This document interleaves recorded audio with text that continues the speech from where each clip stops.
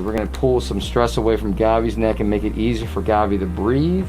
And we're all, as most of us, right, Gavi, we're always battling this, the want to kind of fold in.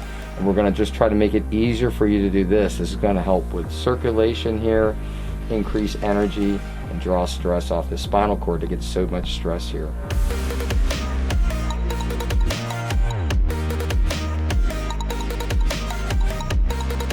And now you got to roll onto that shoulder. Good.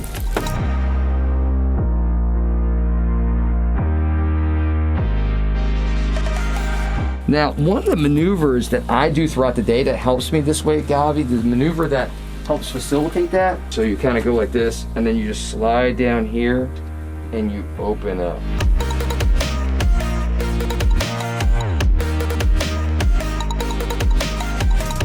You want to suggest to the body to move things, but you don't ever want to force it. He's a ninja of breathing.